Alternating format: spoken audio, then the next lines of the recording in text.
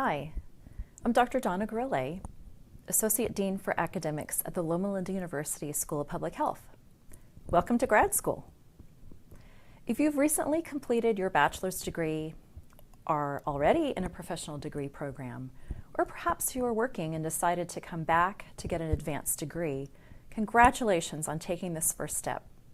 We're excited that you will be joining us on a public health journey.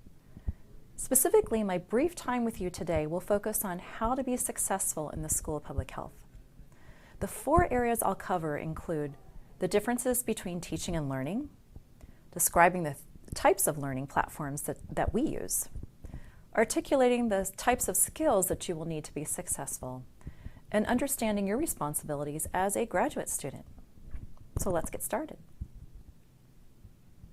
First, I want to highlight the differences in levels of education. If you understand and embrace this, graduate school will be a great learning experience. And I say learning because in graduate school you learn rather than being taught, which is what occurs at the undergraduate level. One of the biggest differences at Loma Linda University is we are on the quarter system. This means that the terms will end much faster than a semester, which most of you are probably familiar with. This graphic illustrates that over a 30-week school year, you will change courses 3 times in the quarter system rather than 2 under the semester system. A quarter is only 10 short weeks long, which means that you have to be ready by registering for courses on time and obtaining materials. Otherwise, it's very hard to catch up. Another thing that's different in graduate school is that you will use the foundation of your undergraduate knowledge, but will focus in depth in the field of public health. If you are in a doctoral program, your focus will be even more in depth in a subspecialty area of public health like health education, epidemiology, preventive care, health policy, or nutrition.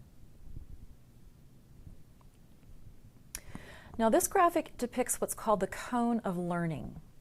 And according to research by the National Training Laboratory, students only retain about 5% of what they hear in a lecture, compared to 50% in a group discussion, and up to 90% when they have to teach someone else. Here at the School of Public Health, you will get to experience many of these types of learning so that your depth and retention of knowledge will remain with you for a longer time. Now, I want to talk a little bit about the types of learning platforms that you will likely experience at the School of Public Health. The classroom setting is designed to bring you together with your student peers and the faculty to learn in an environment that allows you to receive immediate feedback. Currently, these experiences are being reserved for courses that have a laboratory component, which requires you to all be geographically together. Now, in 2020, we've had to adjust to emergency remote learning. This type of environment is not distance education according to the federal definition, but rather using technology, we can continue the learning process and provide quality experiences for our students. We have reserved this type of learning for courses that are didactic in nature, which means these are learning experiences that can be taught in a classroom.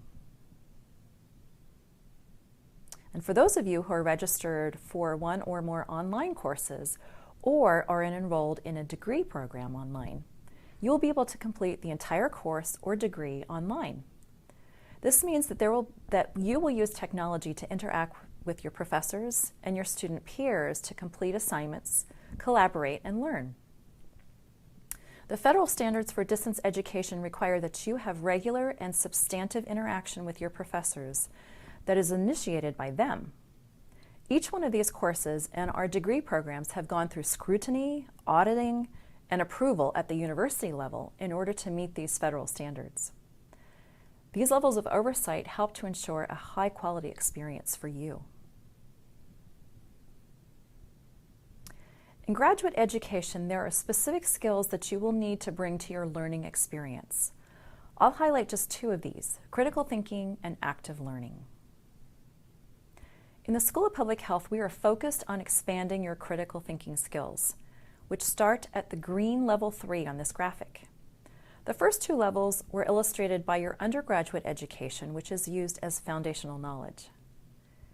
Those include such areas as science, humanities, and written communication. In graduate education, you will use those knowledge and skills to apply, analyze, evaluate, and create solutions to problems. And sometimes there are no right or wrong answers, but you will leave our school with critical thinking skills to be able to solve complex problems. Public health is made up of many complex problems that involve other disciplines such as healthcare, policy, and planning. Now, which photo best depicts active learning? I'm sure we've all been in an amphitheater classroom similar to the photo on the right that has a professor at the front describing the concepts that you must learn in order to pass the class. However, in active learning, engagement comes from students and the professor as depicted in the picture on the left. This looks like a fun learning experience, doesn't it? Everyone's involved and it appears like they're having fun. Wait, learning can be fun? Absolutely. At the School of Public Health, we are constantly looking for ways to make learning better and to help students engage with the concepts. And you can learn from your student peers too. But in order for this type of experience to be successful, you must come to class prepared each session, which means you have read the assigned reading materials, watched videos, and completed other pre-class materials before the class starts. Now remember the slide that I showed you earlier? This is a great representation of both active and passive learning.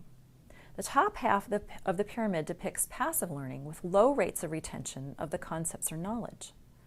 The bottom half depicts active learning where 50% or more of the knowledge is retained for a longer period of time. This is because you as the student have actually done something with this knowledge. At the School of Public Health, we want you to learn, apply, discuss, practice, and actually use this knowledge so that you can apply your critical thinking skills in an active learning environment. Now, the last area I want to cover is how to be successful in graduate school by understanding your responsibilities. First, you must demonstrate academic integrity. This means that you submit your own original work. Be prepared before class, attending and participating in each of your classes. These are critical to your academic success. In addition, we expect high-quality original assignments which reflect your academic knowledge and skills. And of course, ask questions. Here in the School of Public Health, our faculty are here to support your learning. So if you need clarification on a topic or just help, please ask. These things might sound like common sense, but sometimes students need to be reminded of them. The link at the bottom of this slide has additional information about how to be a successful either a campus or an online graduate student.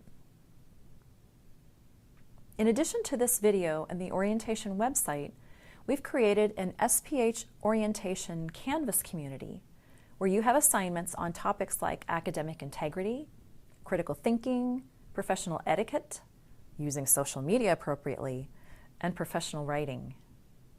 In addition, we've provided orientation to technologies such as Canvas, Zoom, and EndNote. If you use these materials, you will be better prepared to start your graduate school journey with us. Now, if you have questions about this presentation or the orientation, please email me at sphacademicaffairs@llu.edu. I look forward to meeting you either online or in person, and I wish you success at Loma Linda University School of Public Health. I'm Dr. Donna Gurley, and thanks for watching.